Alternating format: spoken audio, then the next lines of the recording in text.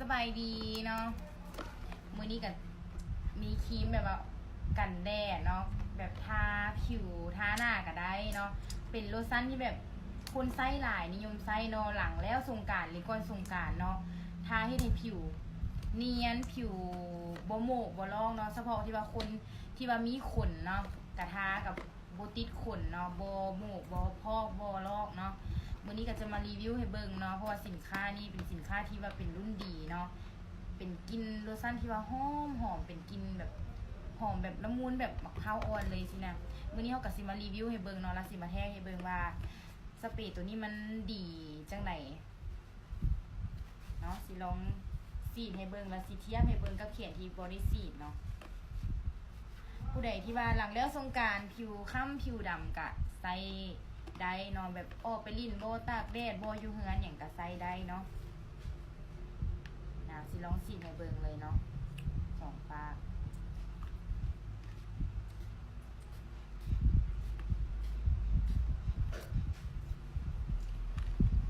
เนาะทาไปเบาๆแบบโอ้เห็นแบบหลังทาเนาะเห็นผลแบบขนาดเลยหอมแบบละมุนอย่างประมาณนี้นะหอมกลิ่นมะพร้าวนี่กลิ่นมากอย่างเนาะปนกันไปเนาะผู้ใดมากหลายก็ทาหลายได้เนาะผู้ใดทาบางๆก็ได้เนาะ มือก็ได้ทาตลอดนะแม่นล่ะโอ้เห็นบ่ขาดขนาดเลยนี่เนาะเนียนเนาะ วันนี้สิมาสีหน้าให้เบิ่งเนาะสีหน้าก็ได้เด้อ สีดหน้าก็ได้เนาะเป็นสเปรย์ที่ว่าสีดหน้าก็ได้เนาะเนี่ย ตัวนี้มัน แล้ว เป็ เรา น จะ แบ ลอบ งมาเทียบเบิ่งเนาะกับเขียนเบิ่งนี้เนี่ย ตัวนี้มันเป็น มันจะเห็นผลไม่สัดจีน ข เล อง ย SK เนาะดาราดังแบบ หรือว่าจะสีดอีกได้มากๆข่าวสำเร็จกับสีดตามใจเขามากเลยเนาะ สีหน้าก็ได้ ดูหูเลย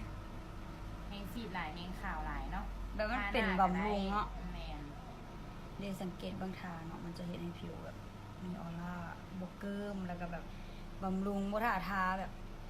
เนาะ ครีมมองพื้น ค ก็ น ได้ ละ เนาะ สีเลยดิ ผิวเนียนกับบาเลย เนียน ออร่าเด่น เงาสัม เบิ่ง วา ได้ ว เลยเนาะว่าโบโมกโบลอกเนาะ ทาเมื่อโตได้เนาะทามัน ถ้า เป็น มัก แบบ เมกะทายอีกแล้วเนาะ มัน ถ้า เป็น อีก แบบ อะ ครีมบำรุงเลยเนาะ ถ้าอีกมันก็ขาวอีกเนาะ เดี๋ยวมันจะบ่เป็นเกิมเนาะแห้งทาแห้งแบบหน้าเงาแบบมีออร่าเลย แมนค่ะแบบรุ่นนี้มัน ทามาโตได้ ดีเนาะไส้ดี มันก็คือของแบบรุ่นตัวนของเวียดของอย่างสินะ ตัวนี้อันผลิตมาจาก โอ้ คนลาว ค่ะดี แท้ เนาะ SK เนาะหอ เวียด ม ไปเลย เรียกว่าสีดต่าง ค่ะ ลูสั้นเลยเนาะลูสั้นน้ำหอม แบบเวลากลางคืนเนาะเขาทาเป็นลิ้นใส่ทรงขาสั้นค่ะอย่างที่เขาทานี่แบบโคตรคักเลยแบบเขาใส่ทรงขาสั้นแล้วเขาทาอ่ะ เย็น มัน เลย เนียนแล้วมันกับผิวมันกับใสแล้วก็แบบเวววาวอย่างสินะแบบเห็นฝุ่นเลยค่ะสกินเนาะที่จริงเนาะ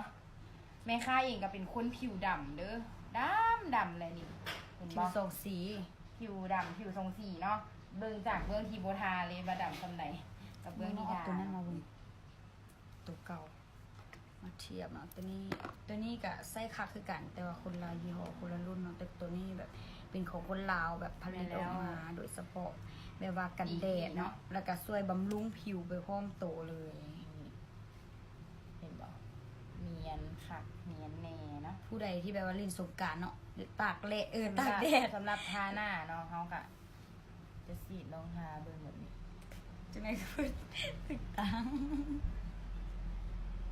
ขักได้แบบมันเกลียงง่ายอะขาวเลยเวลาทาแป้งแบบมันเป็นหน้าแบบลุมซึ้งเขาเลย นี่เนาะ อันนี้เบื้องที่ทาเนาะอันนี้ เงา เบื้อง เล ที่ ยเนาะ ทาเนาะมันเป็นแบบโ ขึ้น คัก เสื้อ อี หมัก แ ข้าวเนาะมันต้องบำรุงผิวอยู่แล้ว ดิโอ้ยคักอีหลีได้อเบิ่งเนี่ยเห็นบ่ทาแล้วหน้าจะซุ่มจะซึมเนาะใครสนใจถามได้เด้อเนาะ นะคะ59,000กีบเนาะ ราคา159,000กีบเนาะส่งทั่วนครหลวงเด้อคันไก่ก็จะมีราคาส่งคันไก่ก็จะส่งฟรีเนาะ นั่นแล้ว ใครสนใจก็ถามได้เด้อค่ะ ไปก่อน